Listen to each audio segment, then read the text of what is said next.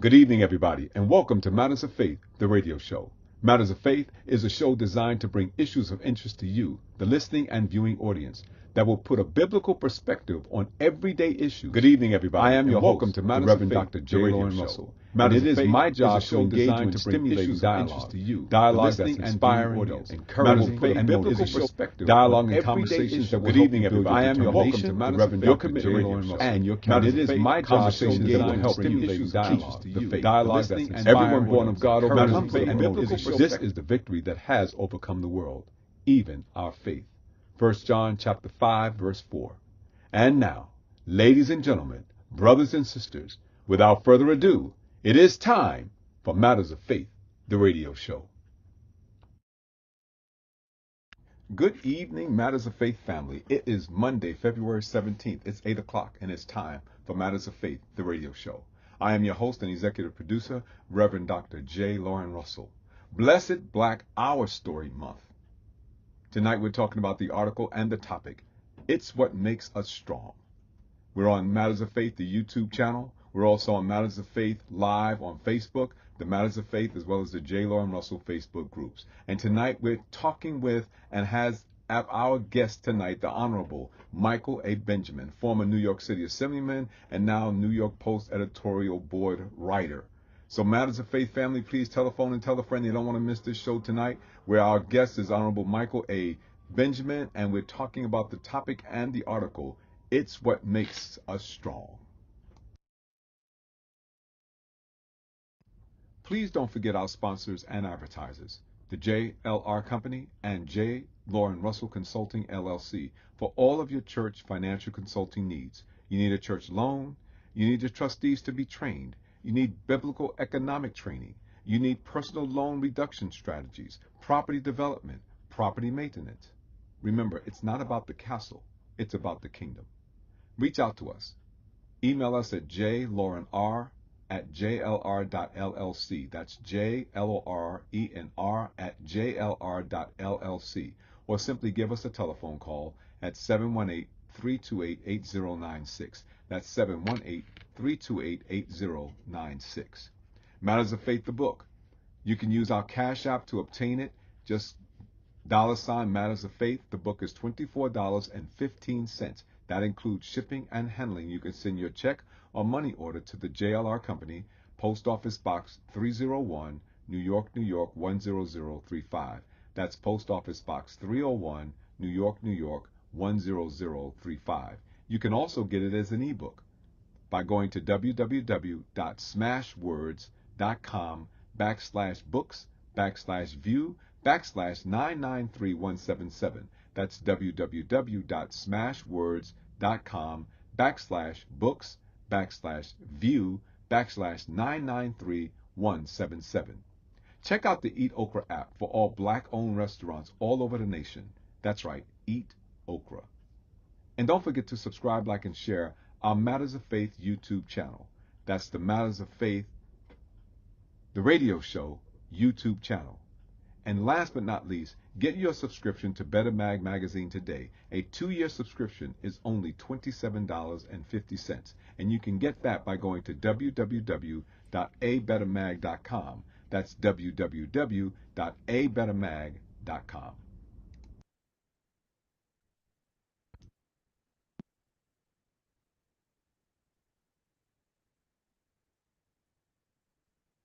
Yes, we could start with 1956 for our generation. This was the beginning of the rise of Dr. Martin Luther King. Dr. King decided that in Montgomery, Alabama, black people had to pay the same prices on the buses as did white people, but we had to sit in the back.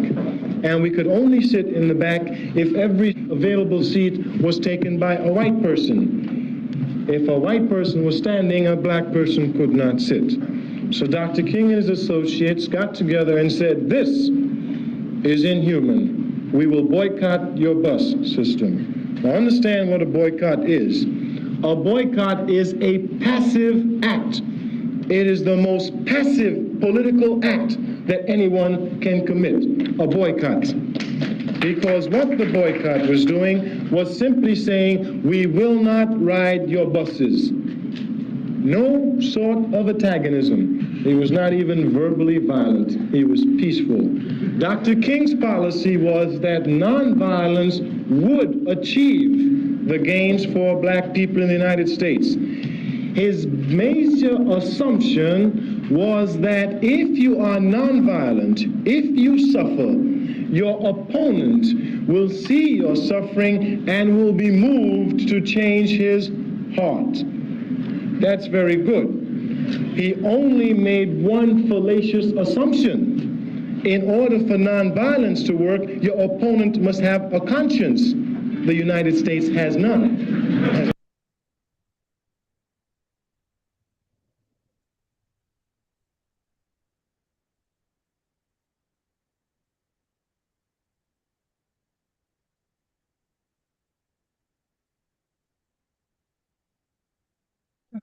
And now the article.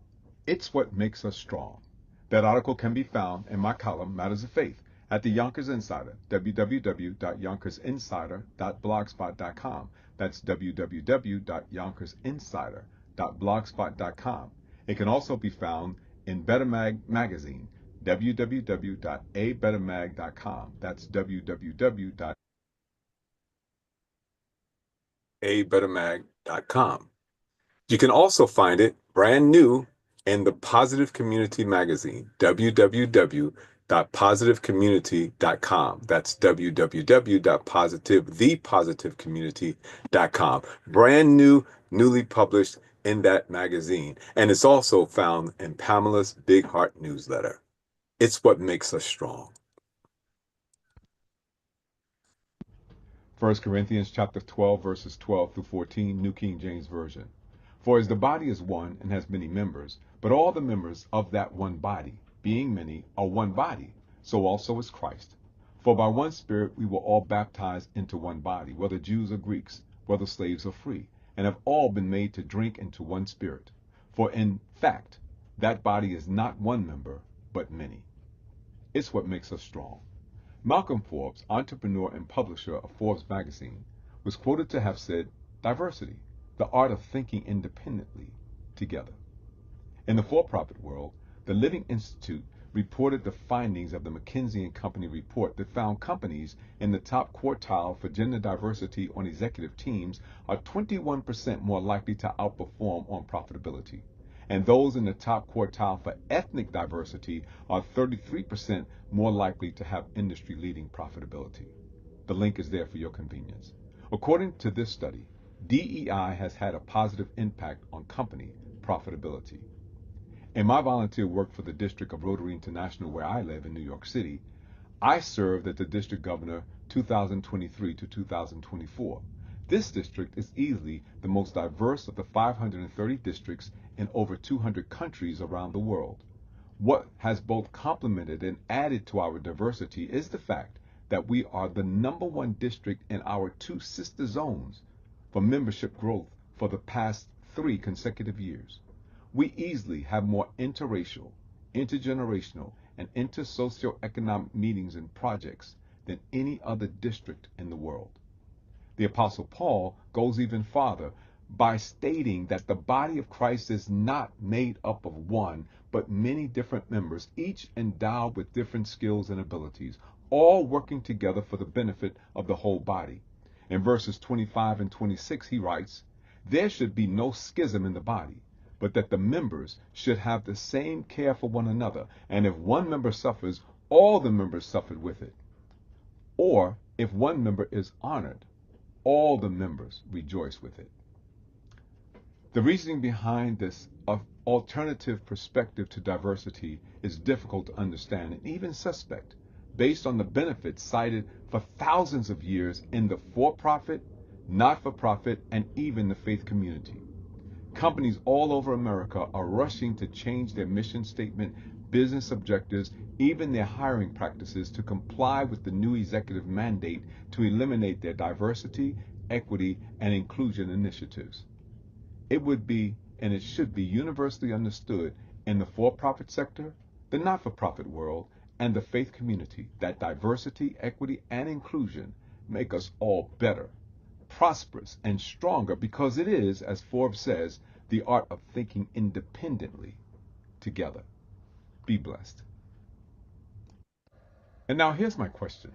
Since both the science and the Word of God agree that our diversity makes us all stronger, what can we do to remove the schism that divides us? Let me ask that question again. Since both the science and the Word of God agree that our diversity makes us all stronger, what can we do to remove the schism that divides us? Matters of Faith family, it really gives me a great deal of pleasure, and it is my honor to welcome tonight my very special guest, the Honorable Michael A. Benjamin, who has extensive experience in the fields of government, human services, and politics. He was elected to 4 terms of office as a member of the New York State Assembly. Prior to entering the State Assembly in 2003, Michael headed the Bronx Board of Elections. He was one of the first elected officials from New York State to endorse President Barack Obama in August 2007. In October 2010, the Associated Press News cited him as one of the increasingly rare legislators respected by both parties in both houses. During his time in office, Michael was an outspoken champion of lifting the charter school cap, race to the top education reforms, school choice, and creating a sounder education experience for students and families. In 2011, he collaborated with the Rockefeller Institute on Government and again in 2013 with the city and state on an orientation program for new legislators. Presently, he consults on public affairs and contributes op-ed articles to the New York Post, City and State of New York, and other publications. Michael has worked for members of the New York State Assembly, New York City Council, and the United States Congress. He possesses a rare expertise in campaign management, reapportionment, and election law. He was and has coordinated presidential, congressional, city council, and Bronx-wide political campaigns. His speeches, lectures, and co-op articles focus on government, education, electoral politics and campaigns, redistricting, nuclear energy, and race. Michael graduated from the Bronx High School of Science and Syracuse University, where he earned his Bachelor of Arts in Political Science. Michael has done graduate work at SUNY Binghamton, New York, NYU, New York University, and Hunter College. So, Matters of Faith family, would you welcome with me this evening my very special guest and my friend, this extraordinary individual who I like to say, if I was on Who Wants to Be a Millionaire, he would be my telephone call, the Honorable Michael A. Benjamin. So did I get you in there? Did I get it all in there like I was supposed to? Yes, yes, you did. I always find it embarrassing to hear my bio, read and discussed. It's just, things I've done and who I am. It's Well, what that's makes true. me. That's exactly right. That's exactly right. So do me a favor, Michael, since I've read the bio and they know something about you, tell us something about you that we don't know and we really should know. Oh, gee, I don't know. I believe.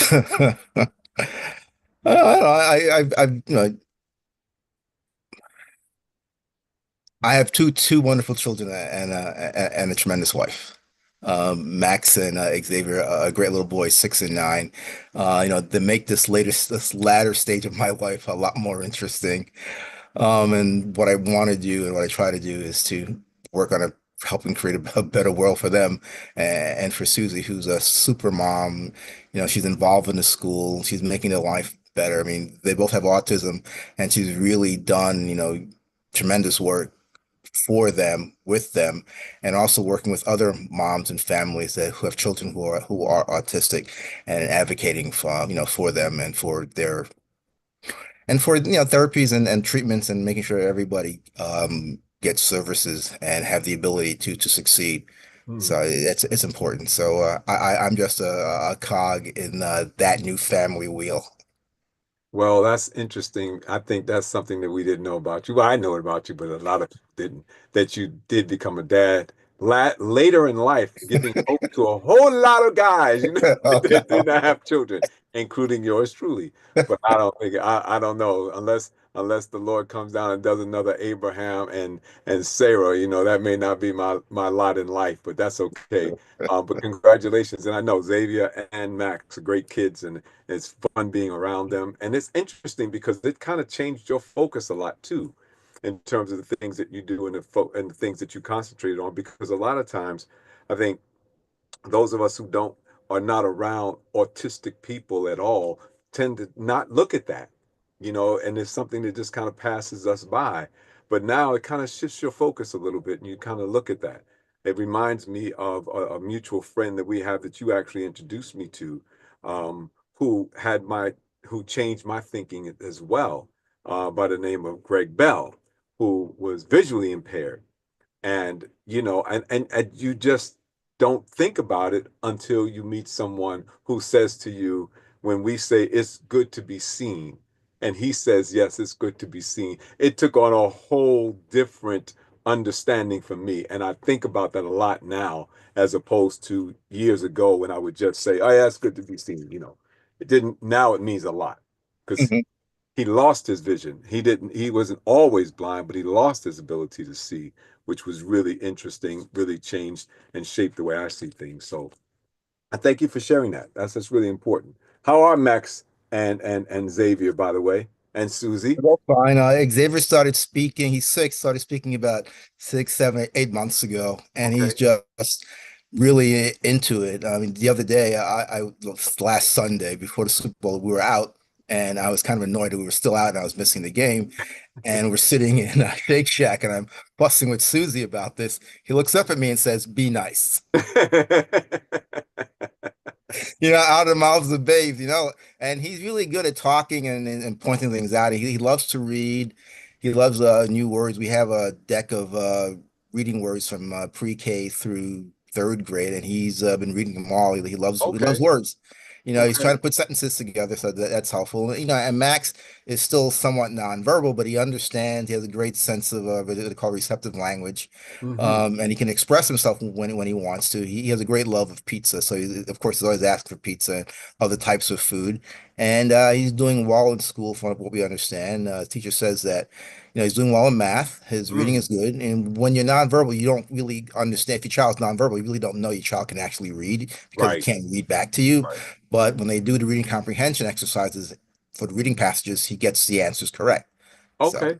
Okay. Oh, that's amazing. That's great. That's And great. they had a, Black History Month celebration, and he was part of the musical part of the show, and he was on stage drumming. We weren't even aware he was going to be in the show. Really? And one of the parents took a video of it and sent it to us. So we saw him on stage drumming and keeping beat with the instruction, which was quite fascinating to me that he was able to do that and to stay focused in that way. So does that mean that your neighbors are going to become very disturbed because your child is going to start playing drums now? No, we don't have drums in the house, but we do have a Casio keyboard and a couple of guitars. So eventually, Okay. I think he and Xavier, I'd like for them to learn some music because they both seem to have an ear for music, Okay. unlike me. Well, they have these drums now that are electric, and you put headphones on and you can play them and nobody hears them but you. You and a lot, and they're excellent. And they don't disturb your neighbors. So if he gets an inclination to play the drums, let him play the drums. Well, listen, I I think want we just leave it in school. We'll leave it in Yeah. school. Okay. All right. Well, I want to thank you so much for being with me tonight. I really do. I appreciate it because, this was something that was in my spirit. I just had to get it out. And so, when I wrote it, you were the first person I thought of as being my guest. And I'm so glad that you were able to accommodate me, because this is a topic that really kind of hits on what's going on in our society today. And it's more than just the DEI or the diversity that I'm talking about. It's just a plethora of things. And so to have your opinion and to have you as one of those persons who really has been, had your finger on the pulse for a long time in America, I'd love to hear what you had to say about what's going on, and what we can do, what's our perspective, and what's available for us. Whatever that's question you had for me. But what I wanted to say was that when you started talking about my boys Hmm. and Greg Bell, it's still part of the topic about diversity That's right. and how Exactly. diversity makes us stronger. The fact Exactly. that Greg was blind and he sort of made the Bronx better because he was a terrific advocate for persons who were sight impaired and who were Yes. blind. And his diversity improved us. his being a part of our community and doing things to make us better, I think is what we're talking about. And then Right. when you look at children who have autism or other special needs, and they're interacting with everyone else in the community as we want them to, they're also using their diversity to help improve us, to improve our social understanding of each other and our empathy, which is so very important. I thank you for pointing that out because it is true that sometimes we overlook those things, but they do make us better. I think about, and I think specifically about Greg because he did something. In fact, that's how I met him because he was doing something with BronxNet Cable that Yes. you asked me would I be interested in working with him to bring this community speaking calendar into reality. And that's why I met your mom too. I knew you Yeah. for a long time, but I met your mom, and so she and I became the two persons who was doing that. And so we literally brought something to reality that didn't exist in his world, which was information about what was going on in the community that was being shared with people in the community, but it was being shared with those who could see. It's all printed. It was all printed and there was music in the background. And I remember Greg explaining it to me. He said, I called Greg, another Greg Sumter, and said, hey, I understand that you got this really great program on cable on BronxNet that tells everybody what's going on in the community. And Greg Sumter began to boast about it. Yeah, it was great. We're doing this and this all the. He said, yeah, but my community can't use it. And Greg said, what are you talking about? He says, well, I'm blind. I can't see it. And Greg was stunned. Hmm. Greg was stunned because he had never thought about that. Right. And suddenly he said, well, I have the technology to get it done. But you'll have to get the people to come in and make it happen but we can do that. And so your mom and myself were introduced to that. And we went in and actually made that happen. And I think, if I'm not mistaken, it's still going on today. Yes, it's the voiceover for the community calendar. Hmm. And so, it's an amazing, I think I did it for what, 9 or 10 years? It's a long I time. believe so. Yeah. Yeah. Again, it's inclusion, Yeah, without calling it that, because we knew in our heart it's what we wanted. It was the right right. thing to do. Is to make sure everybody has access, everybody is included, nobody's left behind. And I think that was the spirit behind what we know as DEI, which has set a great part of American society for the last I Hmm. guess 6, 7 years on edge. Yeah. Because I think DEI, affirmative action, they had the right thoughts in mind to try to improve and to help people who were denied the ability to catch up, to be known, to contribute fairly, to use their talents that they had wisely. And no one is looking to put anybody out of a job. It's about being able to have the ability to compete fairly for employment or for anything, and then to have your talents, used for the betterment of the community. It's sort of went overboard when some of the DEI proponents began to use it as a way to, Mm. guilt trip white people. Right, And right, that's not exactly what it's supposed to should have right. been about. It's not about blaming somebody for something they really had no control over that took place 300, 400, 200, 100 years ago. It was about, I think it should have been about amplifying the importance of inclusion, which was actually, in my view, was occurring. People, I believe from my generation, you as well, we may not have lived in neighborhoods with a lot of white people, Hmm. Right. but we went to school with them, went to college with them. We met them in the workforce. And in some instances, went to church with people who were different, who were of a different complexion, who spoke different language, came from someplace else. But we had this diversity and there was this inclusion. And there were efforts to move towards affirmative action to make sure that there was some level of representation, people who had talents and were of color, and in the past were denied or were not given access to Mm. have those talents recognized. You had that. I mean, most famously, we know about Jackie Robinson breaking the color line in baseball. Right, But before right. that, we know there are African Americans who broke color lines in different types of arena, in education, elsewhere. But his being a more public, athletic endeavor, um, which was and was seen, across the United States and the world, where by radio or eventually television, and you saw what his talent was. It was about, introducing African American talent to Major League Baseball. Same thing in the other pro sports. It wasn't about displacing white athletes or making white athletes feeling guilty about a system that, some of them benefited from and didn't necessarily, contribute to or created. But this iteration of DEI in this last decade, it's sort of went overboard, and you get classes where white students are made to feel guilty for something they really had no bearing on, and they were told they had privilege, and that sets people who, in their minds, were making progress.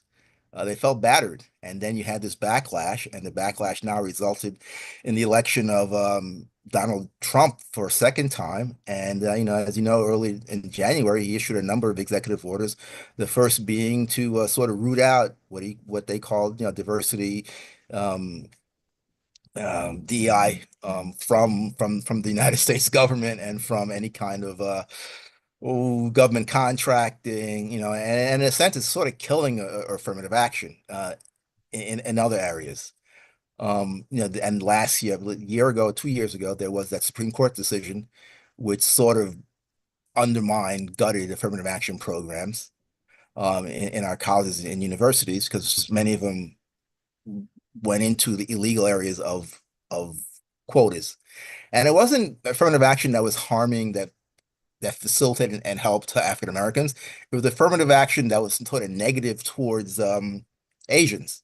And they're the ones who took the case because the data showed that many of the Ivy League colleges, Harvard, Yale, a number of them had basic quota programs for Asian kids who were doing extremely well, whether they're applying for Stanford or for Harvard or the really competitive colleges and universities. They had the grades to get in, but if they were all admitted, then the number of whites would have dropped precipitously. Mm-hmm. And so the school decided they were going to sacrifice Asians in order to keep the white population up. But that was never discussed as a reason behind it, and it just came to appear that it was affirmative action that was benefiting black people at the expense of white people, and that wasn't the case. And Right. so African Americans sort of became the collateral damage, and then you combine that with the backlash involving diversity, equity, and inclusion, and we have where we are today, where Google scrubbed has scrubbed stuff from its website. You have the United States Army no longer celebrating, Black History Month. Right. And you have all kinds of absurd things that have happened as a result of their interpretation of President Trump's executive order. And, it's sort of pushing us sort of backwards, Mm. which is disappointing to me because, I grew up believing that the United States was becoming a better place. We were, you and I grew up in an era where schools were, at least in New York, were much better integrated than other places than when it was for the generation preceding us. And we got to the point where, you and I travel around the city, we travel around the nation, Mm-hmm. and we've been to communities that, back when we were kids, you never would have thought African Americans would have been living there, or Right. Latinos or Asians. I walk around my Pelham Bay neighborhood, I run into persons who are Albanians. I run into Chinese, Asian homeowners, African American homeowners, Latino homeowners, Black renters, Hispanic renters, white renters. It's a diverse community, and I've never heard a harsh word said to anyone who was different. I think we're benefiting from diversity in New York. New York has had, two African American mayors. We haven't yet had a female mayor, but no, everything happens in its own time and in good time.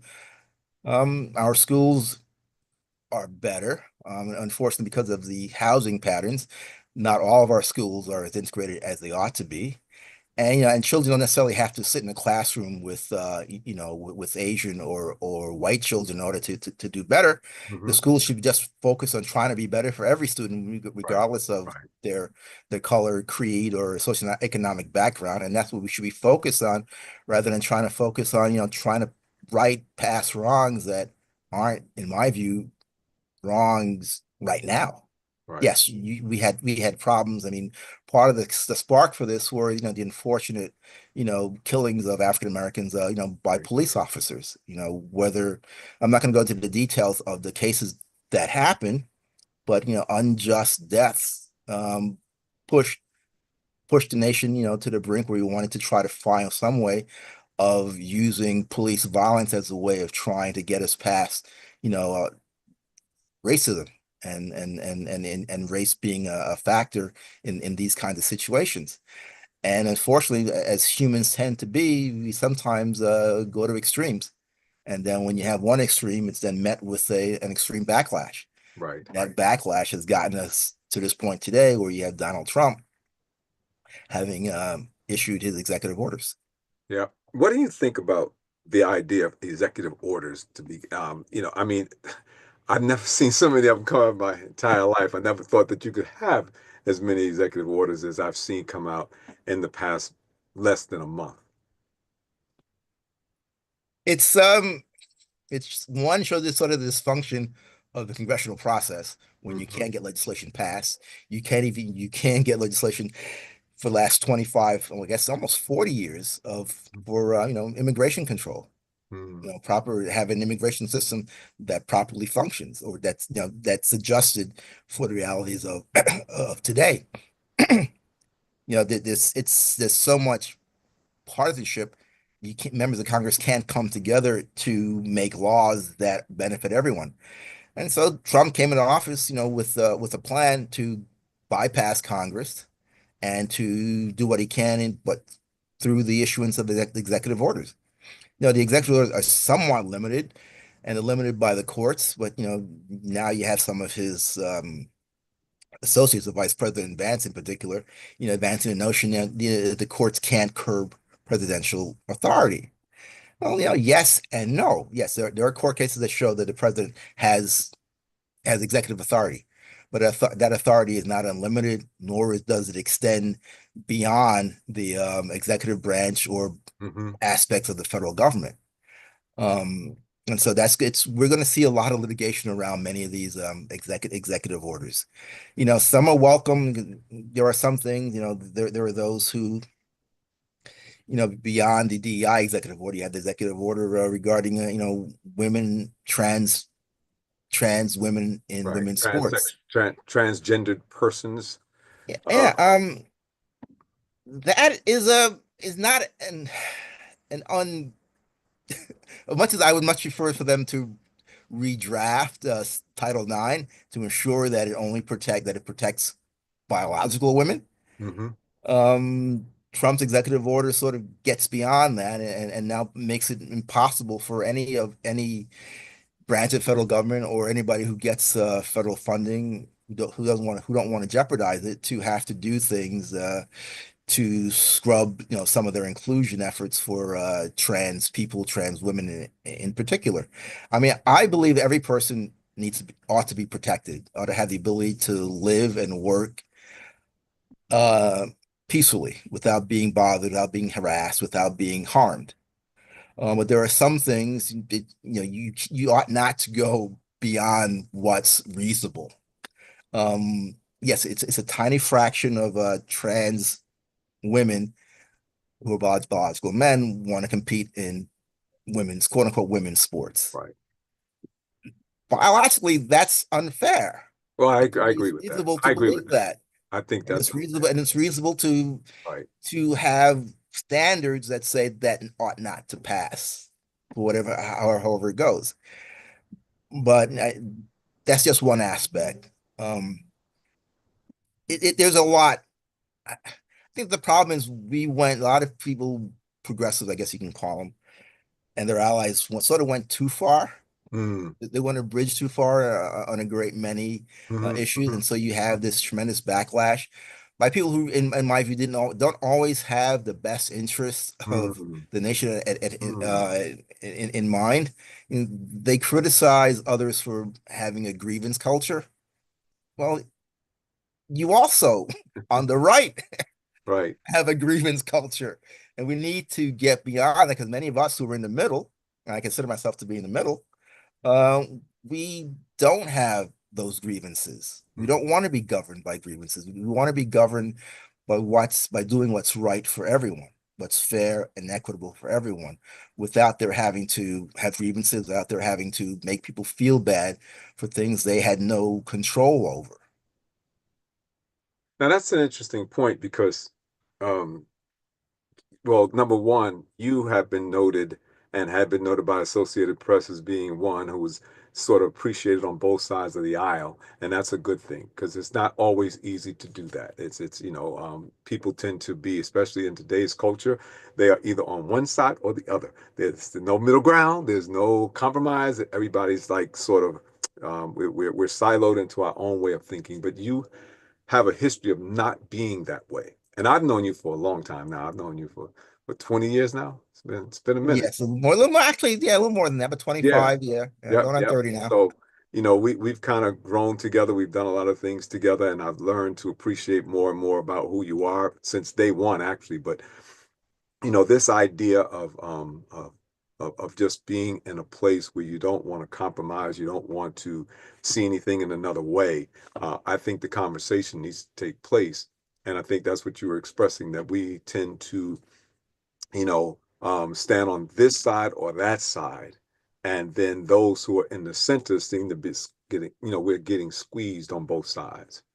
There's that, yeah, and we sort of moved away from being a society that looks for compromise, Hmm. that looks for the best in everything and everyone, and then find some way to where we have a disagreement still to find some way of compromising and coming to an agreement where we're going to do it. Where, this is our compromise. It's no harm or foul against you. This is the way, we want to build our society.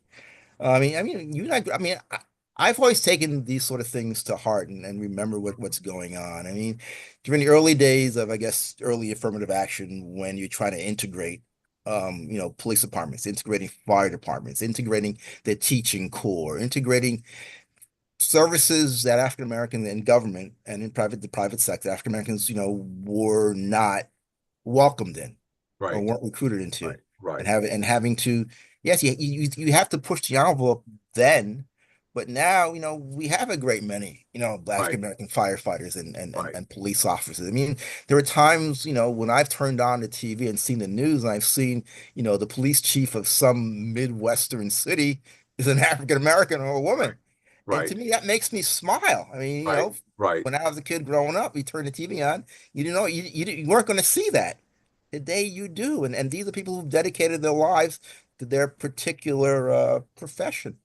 And for people who want to denigrate it, that they got the job because it was affirmative action or because they were a DEI baby or some craziness, that implying that you weren't Qualified. qualified Right. to Right. hold this position. Right. I remember when I was in college in 76 at Syracuse, and we were at the dining hall, and I was in the dining hall service, working in the dining hall. We were having dinner before the cafeteria opened for everybody else.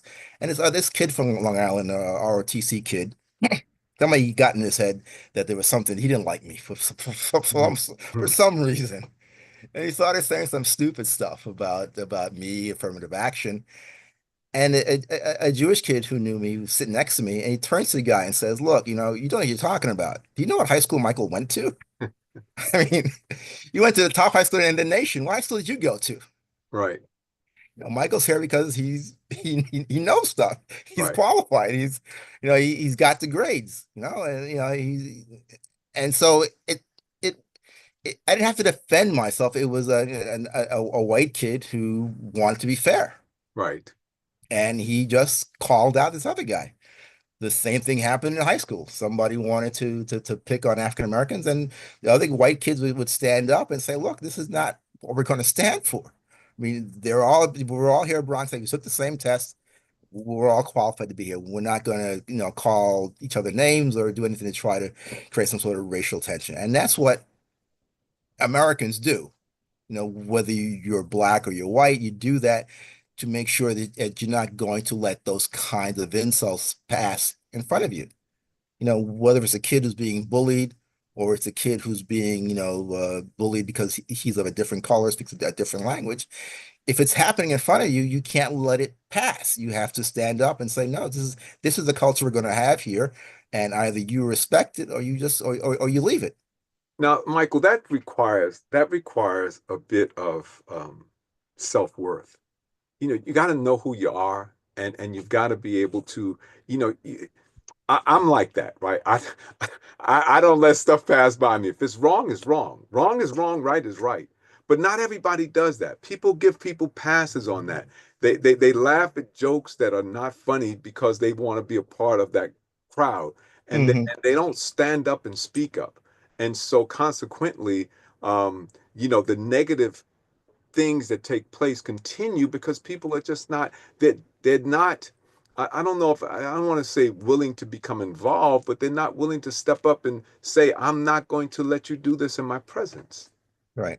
I was raised by parents who, believe that. And, Yeah. I took it as part of the culture I grew up in, my family culture, and that's what I was going to help putting forward. You Hmm. remember when we were working together at the Bronx Health Plan? Yes. We were having a staff meeting, and one of the marketing reps made a remark about they're not being poor white people. Mm. You remember what I said? I confronted him and said, "That's stupid.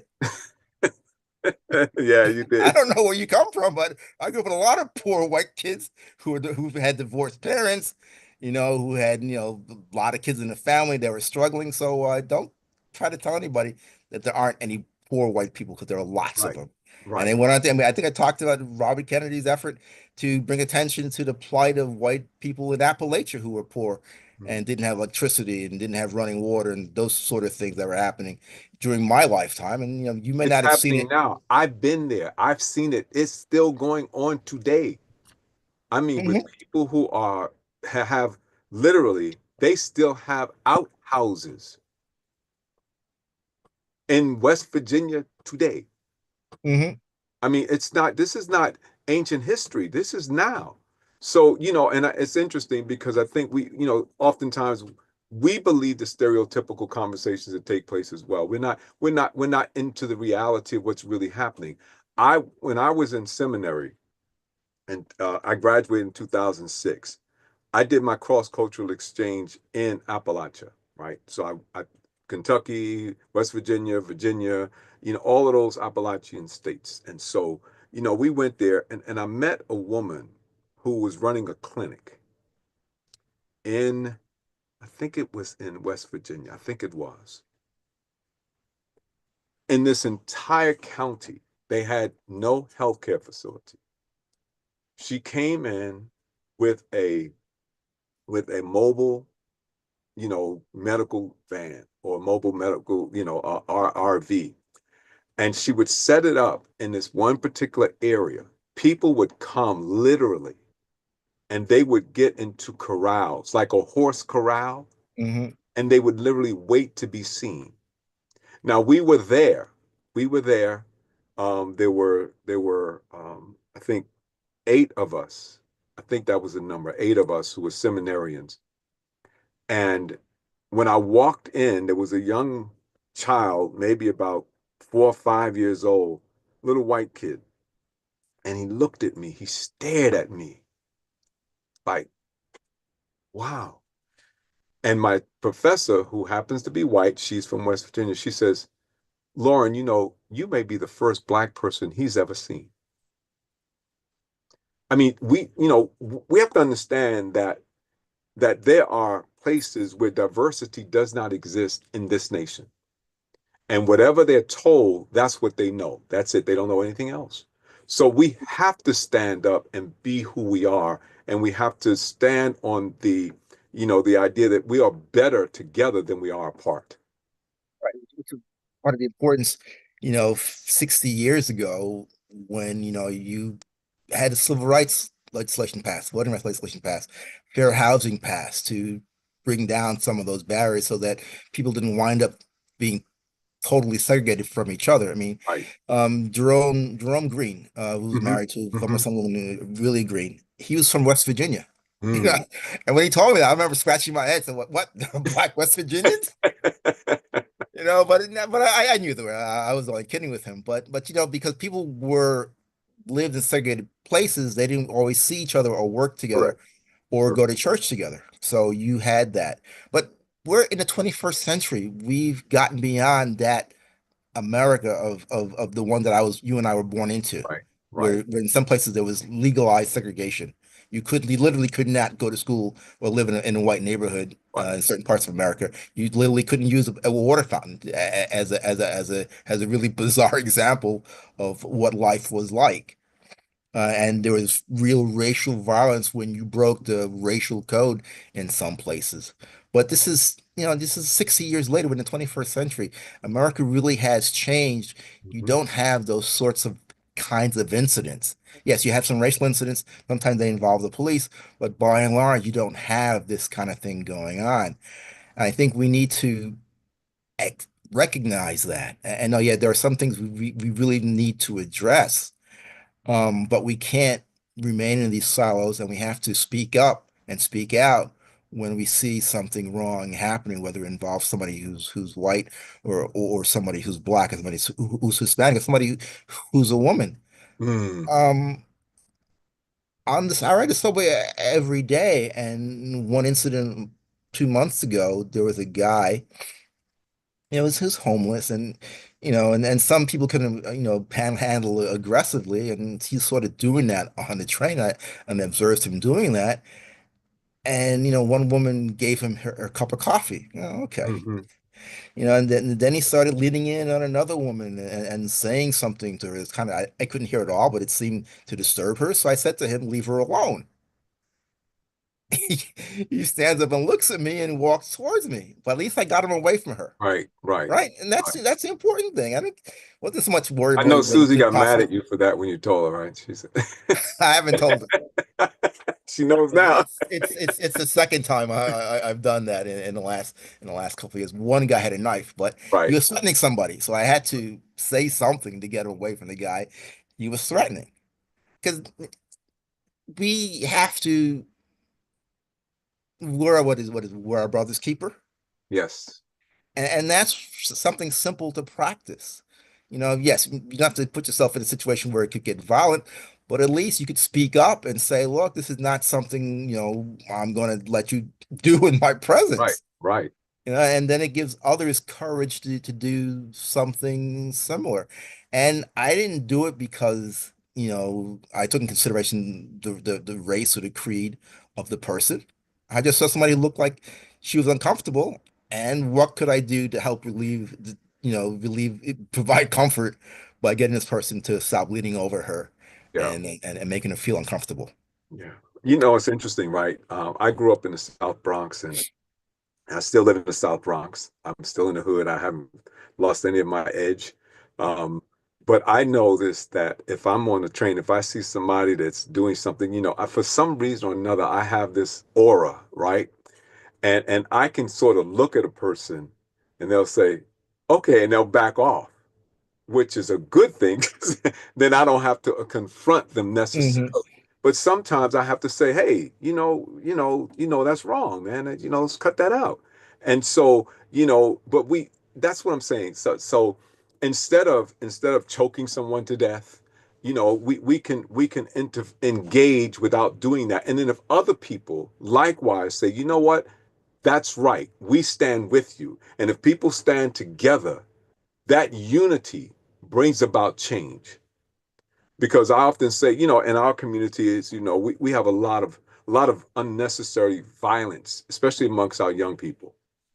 And one of the things I think can actually help that is if a bunch of brothers, men, get together and just go and talk to our younger people. Just have a conversation with them and say to them, look, you got to stop this violence. Now, we're saying this to you because you could be our kid. Now, if I go by myself, it may not be advantageous. But if I go and there's 15 of us and we're all kind of in one accord, one mindset, and we're saying, look, what do you need? You need a job? Listen, this guy can get you a job. You need education, this guy can get you an education program. What do you need? We're here to help you. We want you to thrive, and we can't do that without your help. And so we got together all these folks, this person has a business, whatever we brought our resources to the table. How can we help you? And I think that makes a big difference, letting people know that we're not just here to tell you to not do this, but we're also giving you a that as an alternative. And those things I think are critically important. And in this conversation about diversity, equity, and inclusion and inclusiveness, that's what we need to be talking about. How can we come with resources to say, look, what do you need? I have something that can help you. Let's put it all together. Let's make something out of this. Let's not just destroy this because I don't like it. Let's just destroy it completely. And then whatever comes up, comes up. That's not the way we prosper. We prosper when we work together, when we bring our resources to the table and we work those resources so that we can create what we say is that quote unquote ideal community that we say we want. At least that's the way I see it. Now, that's my thinking. Again, because the important thing is, we're stronger together when everybody's working, pulling in the same direction. Right. And you're not just standing on the street corner, not doing anything Right. constructive. Correct. Correct. And you want to benefit from that. And in fact, people who want to do that sort of thing, ought to be and need to be encouraged, to do so. And I think we can do that. I think, and if nothing else, Michael, I think what's going to happen, I hope this is going to happen, is that all of these executive orders and this challenge to the systems that we've known that has helped create this country will galvanize us and pull us together, that we might start thinking more collectively and looking at what we can do with and for one another. And that is to say, bring all the resources to the table, everything that we've got, because we're going to need it all. We're going to need we're going to need the brains, we're going to need the brawn, we're going to need everything. We're going to need the beauty, we're going to need whatever we have to bring to the table, we need to make sure it's there. And we're willing to work together to better the community and the society. Because let me ask you this, Michael, and that train of thought. I thought I read, and every day a new shoe drops. So I don't know. I thought we only had 2 feet, but I think we got I don't know what you call an octopus with like a thousand legs, but that's what we've got. And every day new shoe drops.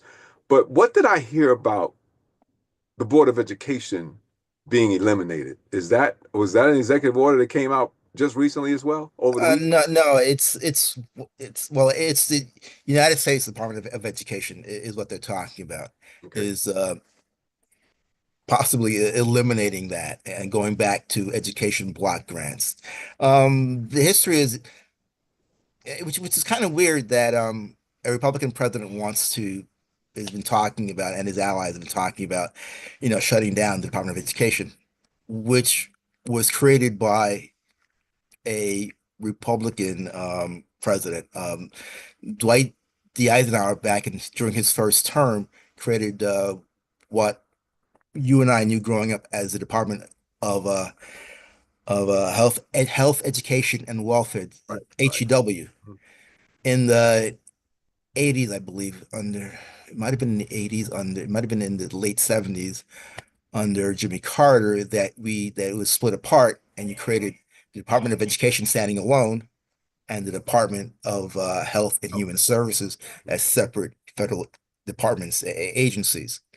Um, but the education has, in the last 60 years, has really helped to fund some local school districts, some state schools, particularly around when it came to strengthening schools so that there would be more equitable funding for the schools, school lunch programs and the like, and education, and trying to lift up educational achievement in the United States, across the United States, because so many states, vary, where you have education that could be pretty miserable in a less wealthy state, and pretty high in states that are wealthier. And so the federal government is going to use their funding to help create some level of equity for those states and for children who were poor and weren't getting a proper education, at least weren't getting enough funding to allow them to compete with their peers who may live in a wealthier neighboring school district. But at one point, I think in recent administrations, the department began veering off, and in the view of conservatives, were focusing on things that were not education matters. Yeah, and in their view, the DEI thing was a part of it. Like pushed them over the edge, and so they're talking about dismantling it. In fact, I believe the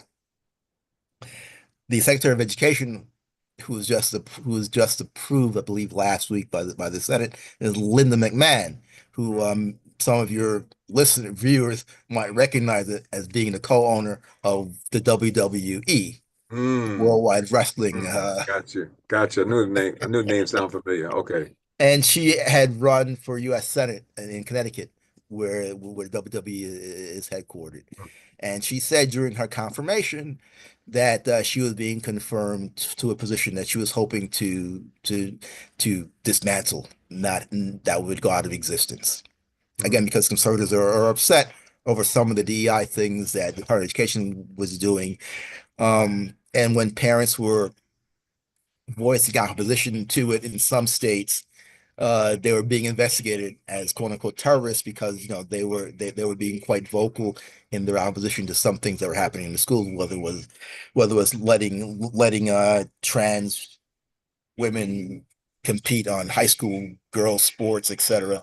And it led to a backlash. But the Department of Education was pushing some of that DEI and inclusion in its programming, and that's what led to this where they're talking about doing something like that. mm, I don't think it's going to happen.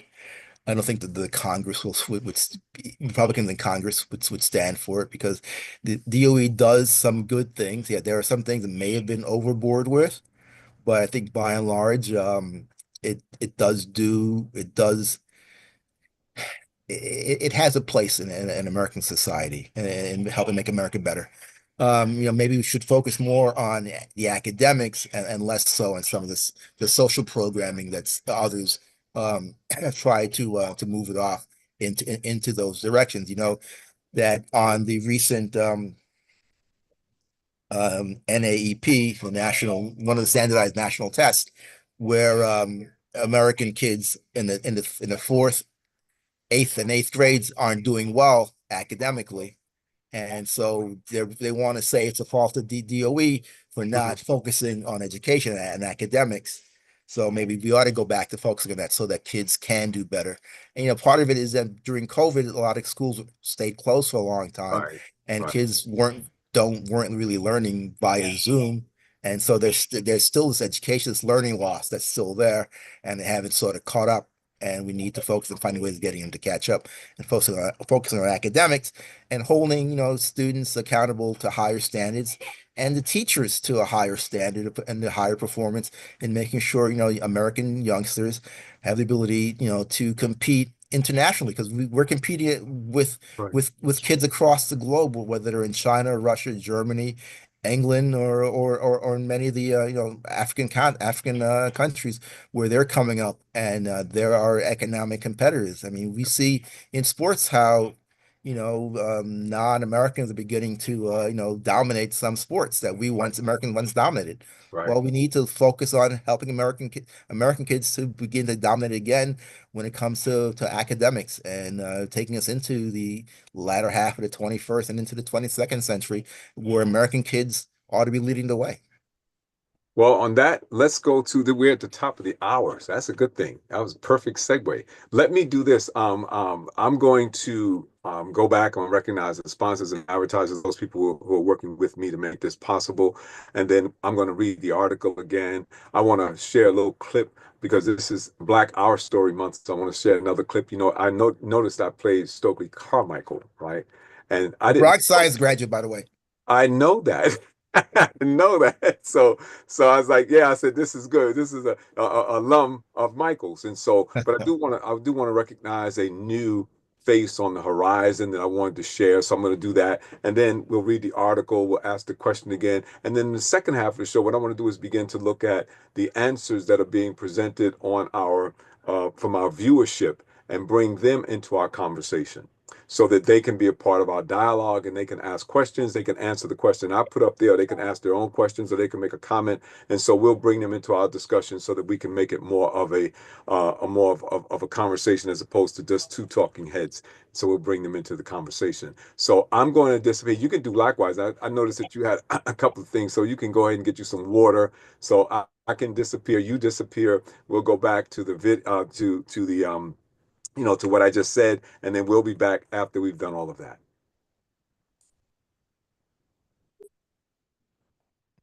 Please don't forget our sponsors and advertisers, the JLR Company and J. Lauren Russell Consulting, LLC, for all of your church financial consulting needs. You need a church loan. You need your trustees to be trained. You need biblical economic training. You need personal loan reduction strategies, property development, property maintenance. Remember, it's not about the castle, it's about the kingdom. Reach out to us. Email us at jlaurenr@jlr.llc. That's JLORENR@jlr.llc. Or simply give us a telephone call at 718-328-8096. That's 718-328-8096. Matters of Faith, the book. You can use our Cash App to obtain it. Just $ Matters of Faith. The book is $24.15. That includes shipping and handling. You can send your check or money order to the JLR Company, Post Office Box 301, New York, New York 10035. That's Post Office Box 301, New York, New York 10035. You can also get it as an ebook by going to www.smashwords.com/books/view/993177. That's www.smashwords.com/books/view/993-177. Check out the Eat Okra app for all Black-owned restaurants all over the nation. That's right, Eat Okra. And don't forget to subscribe, like, and share our Matters of Faith YouTube channel. That's the Matters of Faith, the radio show YouTube channel. And last but not least, get your subscription to Better Mag magazine today. A 2-year subscription is only $27.50, and you can get that by going to www.abettermag.com. That's www.abettermag.com.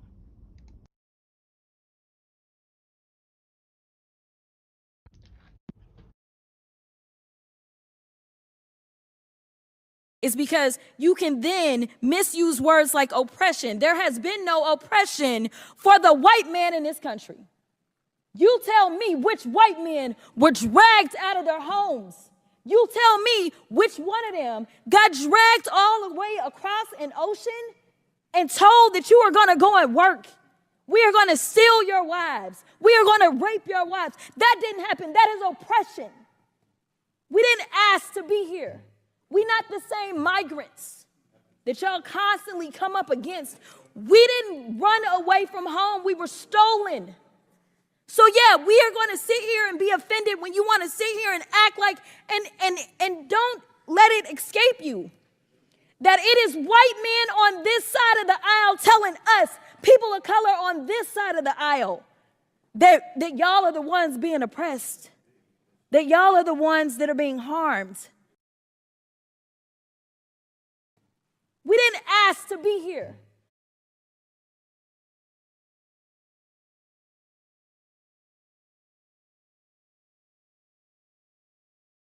And now the article. It's what makes us strong. That article can be found in my column, Matters of Faith, at the Yonkers Insider, www.yonkersinsider.blogspot.com. That's www.yonkersinsider.blogspot.com. It can also be found in Better Mag magazine, www.abettermag.com. That's www.abettermag.com. The column is also carried in Pamela's Big Heart newsletter. Surprise! New edition. The Positive Community magazine is also carrying Matters of Faith, the column, www.positivecommunity.com. www.thepositivecommunity.com. That's www.thepositivecommunity.com. It's what makes us strong. 1 Corinthians chapter 12, verses 12 through 14, New King James Version. For as the body is one and has many members, but all the members of that one body, being many, are one body, so also is Christ. For by one Spirit we were all baptized into one body, whether Jews or Greeks, whether slaves or free, and have all been made to drink into one Spirit.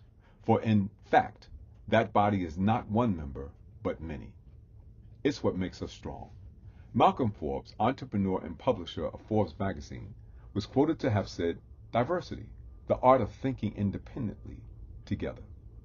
In the for-profit world, the Living Institute reported the findings of the McKinsey & Company report that found companies in the top quartile for gender diversity on executive teams are 21% more likely to outperform on profitability, and those in the top quartile for ethnic diversity are 33% more likely to have industry-leading profitability.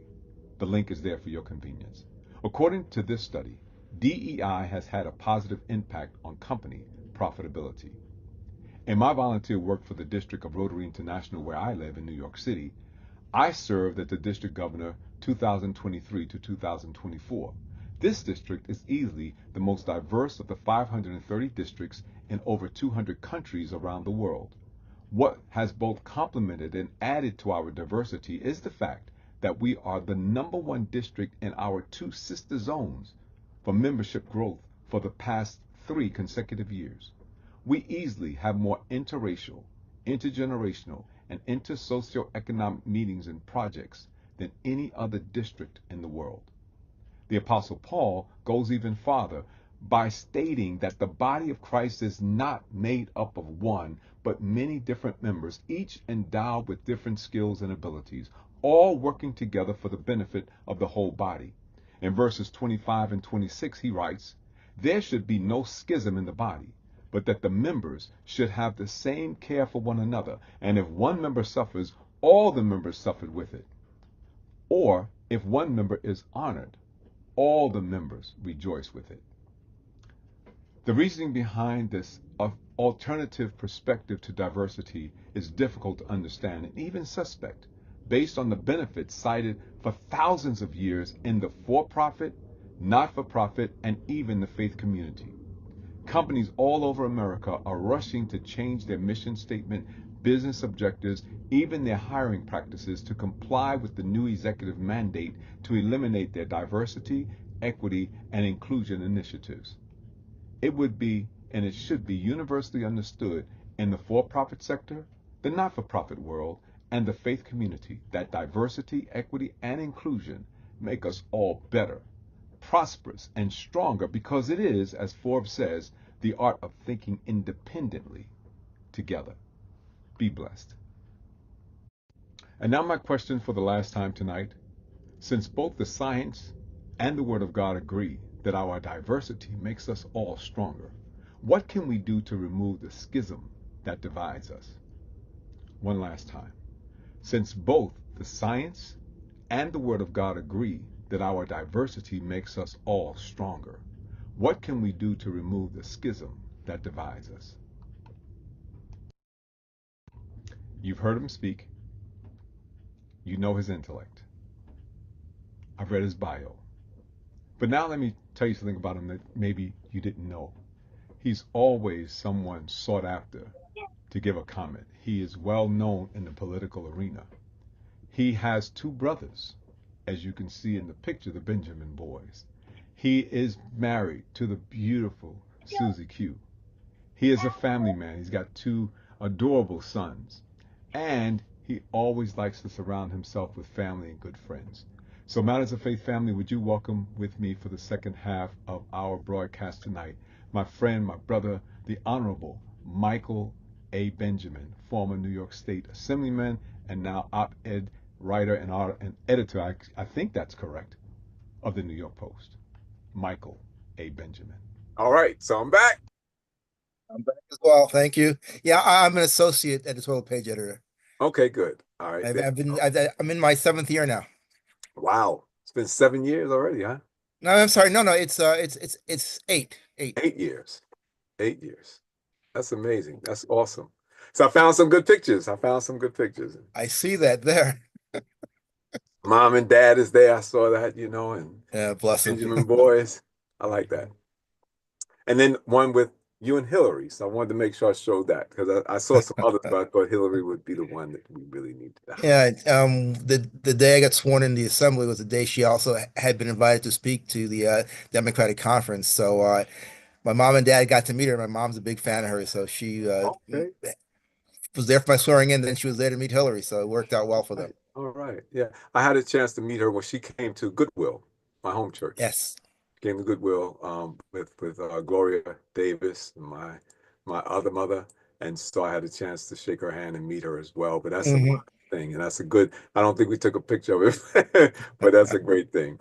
So listen, we're back, and I wanted to pick up where we left off. I'm gonna get rid of that share now. We don't need to share that anymore. And I wanted to talk with you a little bit more about what it is that this question that I asked tonight, and since both the science and I quoted, I found this article. I did a little research and I found this article, The Impact of DEI on Business Performance and Profitability. And in it really talks about how people, companies and businesses have benefited from DEI. It has been financially rewarding to them to benefit. And then I took one of my own experiences out of the not-for-profit world, working with Rotary as its first person of color district governor in over 100 years. So we're still breaking down barriers, Hmm. though this is the 21st century. But and it was amazing experience, particularly being in the most diversified district in the world, literally. And so I say that to say this, that the profitability of DEI is evidenced. And then, of course, in scripture, it was what we have been dealing with since time began, since the very beginning in the book of Genesis. Love ye one another. So, I mean, that whole concept of the differences being brought together, not to divide, but to build up, has been something that has been a part of our existence since we became whoever, whether you believe in creation or not, but we've always been drawn together. And now it seems like that's not where we're headed. So the And question, unfortunately, it seems that way. yeah. I think it's a blip, an anomaly, Hmm. um, because we've known for a long time that when you expand the diversity, is if you want to call it that, and you have different perspectives, different voices, you hear different ideas, and that's what helps the movie to the next level. Right. When you have different talents that are available to you, who have different perspectives, different ideas, and different ways of seeing things, that will benefit you, and that's important. I mean, human society would not have advanced as it has these millennia had there not been diversity and people meeting each other Right. and Right. sharing ideas, whether it's in mathematics or it's in the sciences or Mm. it's in the cultural arts. Mm. You make advancements when people get together and share ideas. People could come with different cultures, different backgrounds, different perspectives. We see it, you know, almost every day when it comes to the arts, music. How music has grown as a result of an interaction of African Americans, of others, the melding, the fusion of different types of music, Mhm. classical to jazz to pop to hip hop, and see how they all make that stronger, make music as a genre stronger. The same thing when it comes to business. I mean, I find this amazing that we're still having this argument, Yeah, this right. discussion. I I mean, mean, this conversation should be over a long time ago, right? in the 80s, I remember when Ken Chenault, an African American, led American Express, Mm. and they still made billions of dollars. And you had other African Americans who were leading major companies. They weren't there because of affirmative action. They were there because they were good at what they did, and they Right. rose in the ranks and were able to lead those companies to higher levels of profitability. And that's occurring regularly. I think what sets some of these people off, some conservatives and others, is when the government began to say, well, if your company's going to get better, you have to have this, quote unquote quota. You have to have X number of people on your board of directors who are women, who are of color, who have a particular background. That's sort of, I think, sets some of them off because they're opposed to quotas or government coming and telling you how you should run your business, whether you're a corporation or not.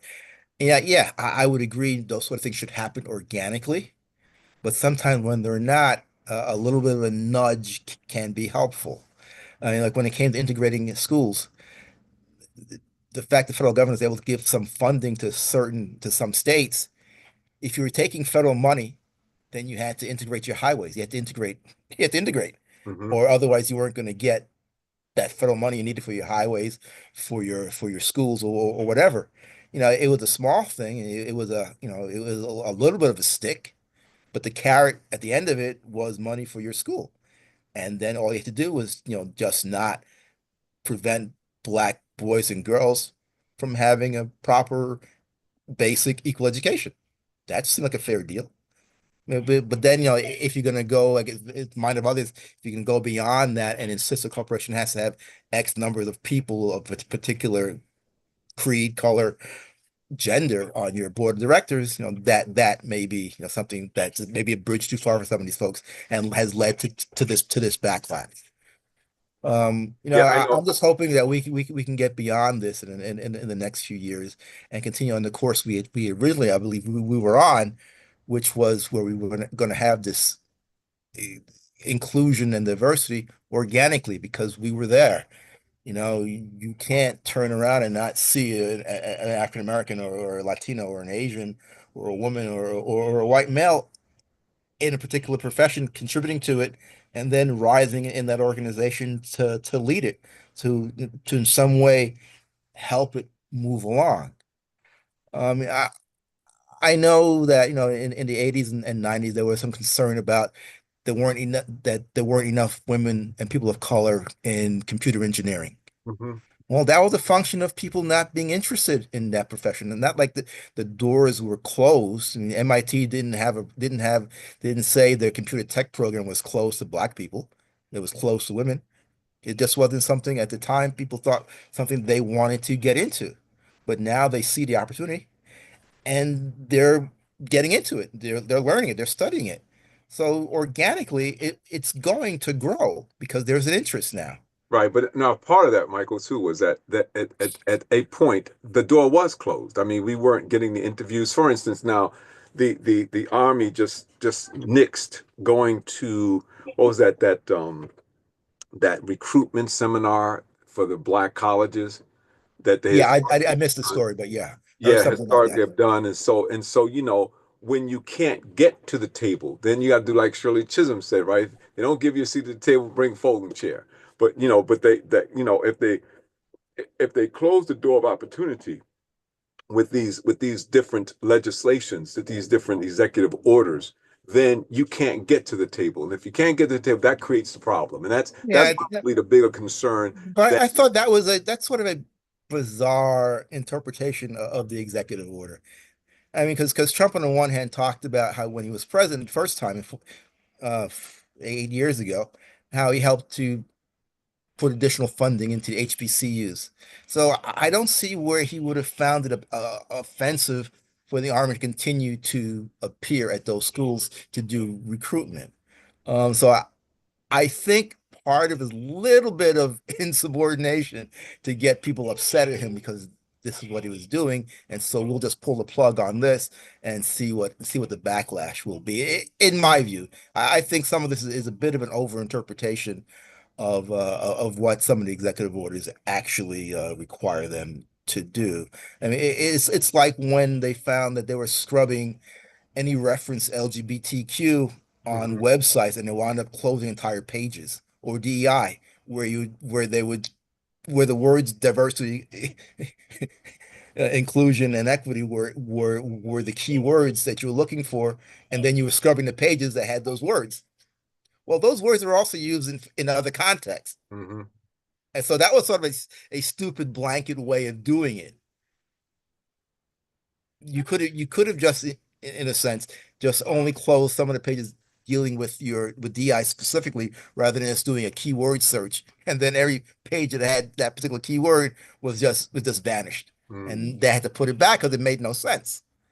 So it's just a matter of how you want to implement it, and people, not just rushing to do something, thinking it through, or not wanting, knowing what the result would be, but because they want to create maybe some controversy and stir some things up, you do it that way to embarrass the administration. Now, I kind of understand that, but I Okay. think Oh, that's an some of interesting it is thought. that. That's an interesting I thought. think some of it is that because I don't think people are that entirely irrational. So, but that's an interesting thought that they did it just to embarrass the administration, just to say how silly this is. So we'll do this. But then, of course, and the other part, the other side of that is that, whatever reason that you did it, there are some people on the other side who will be impacted by that action one way or another. Yes, So and that's unfortunate, that's the worst part. and that creates more divide. Right. That widens the chasm, and that's Yep. not what we should be about. We Hmm. should think things through and be about how do we bridge the chasm, how do we ameliorate things to not exacerbate what's going on. So then we have a pendulum swinging this way, and then now because of the backlash to this change, it's going back the other way. And Right. then those of us who like to see it in the middle, where everybody is able to benefit as an American, to live here, to prosper, and to not have government getting into our business, and so we can all just live out our lives together, and moving our nation forward, because there are a great many more challenges out there beyond DEI and beyond Yeah. transgenderism. Yeah. There are a great many matters of concern to Americans we need to focus on and not be distracted by these little things. Yeah, and then I think that's part of it, Michael, is the distraction, that these things are coming out at such rapid rates that, like you say, okay, we need to focus on this and then something else comes out right behind that and right behind that and right behind that. And so this plethora of changes that are coming, and they're coming again so rapidly, and the only recourse is that, well, sue me. Sue me. So now all of this stuff will be tied up in litigation. Um, I think someone said it for the next 4 years or so. Did you say that? In litigation, back and forth, trying to figure out whether or not it's legal or not. But in the meantime, there are people who are going to be negatively impacted by that. That's the part that probably troubles me more than anything else, is that the negative impact on real people's lives, not just on paper, but these are people's Mhm. lives who will be impacted, and there will be a change in the way in which they live.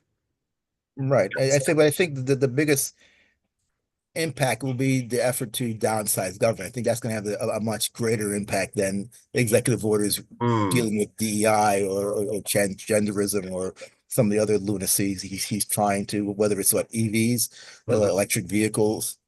Again, it's because he's going around Congress with the executive orders, and it's going to take some courage on the part of the congressional majority, which happens to be Republican in both houses, Right, to stand up and say, no, you can't do this. It has to be done legislatively.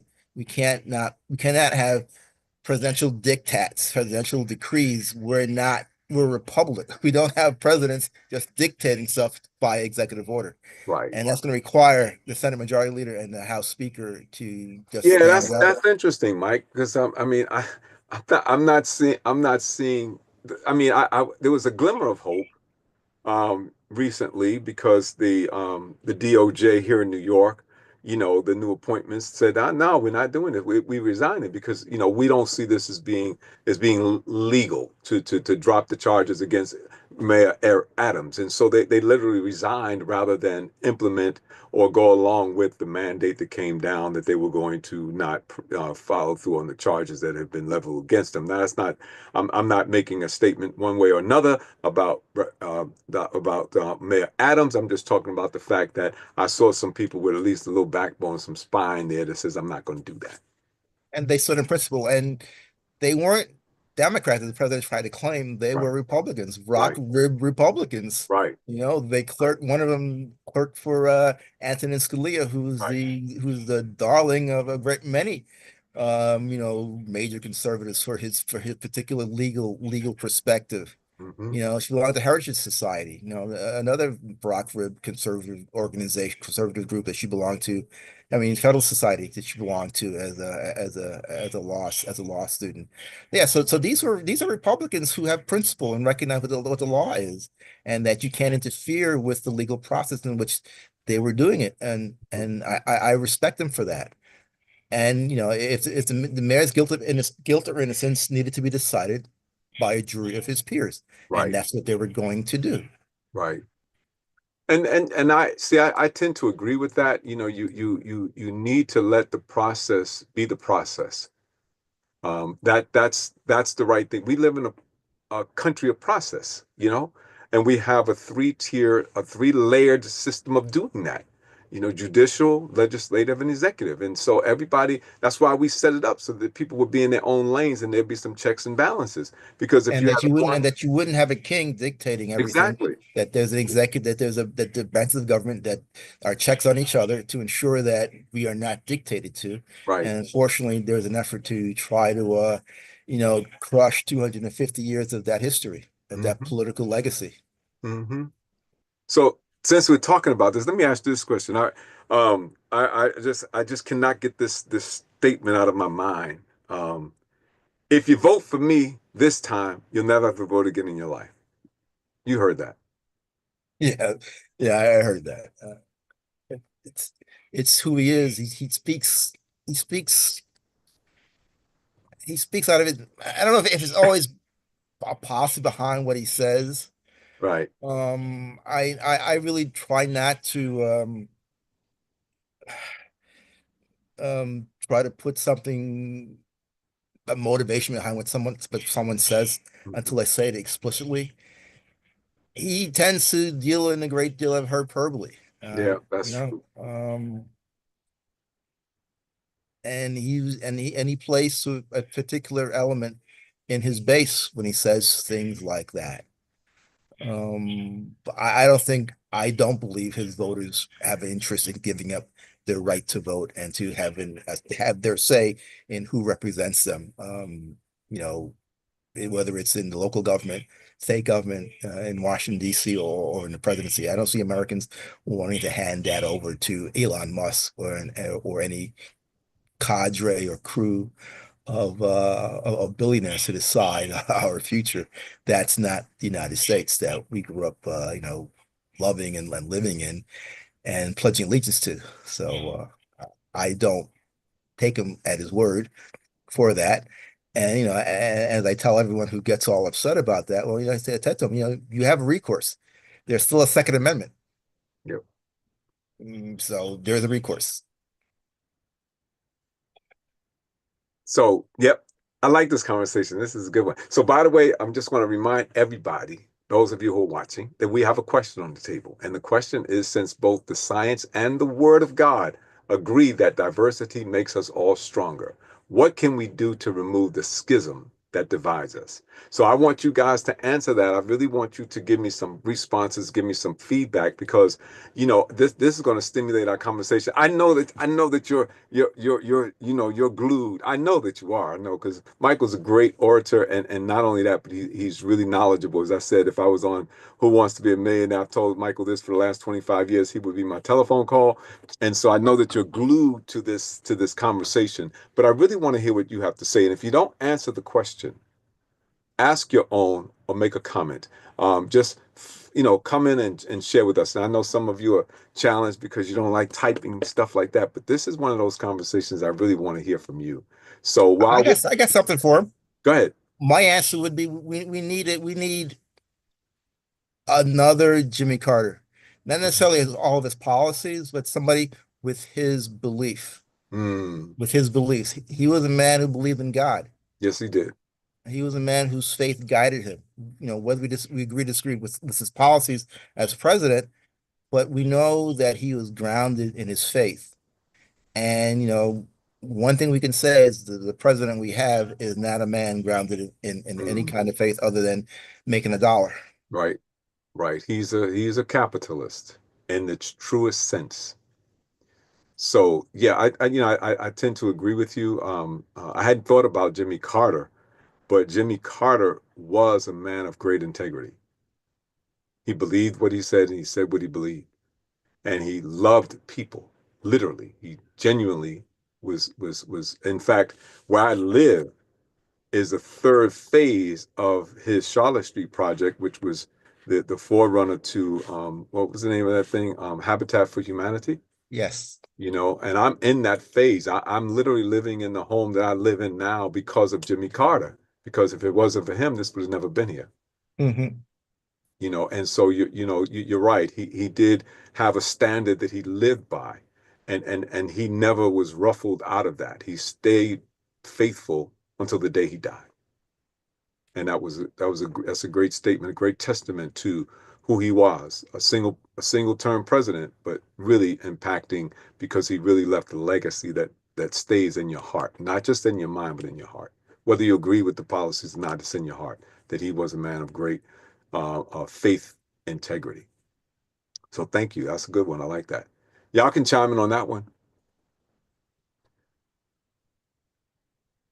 So, okay, let me see if there's anything else that I really wanted to share tonight with you. But those are the things. I mean, you really touched on so many things that we needed to talk about with regard to this whole process, this whole thing. But from the article itself, but let me share something with you that I didn't share totally. Yesterday, when I preached the sermon, I think I sent it to you, Michael, just so you could see it. I don't know if you had a chance to look at it or not. But in my sermon on yesterday, I really got a little strong on a few things. I really wanted to share this with people to let them know what some of my thinking was.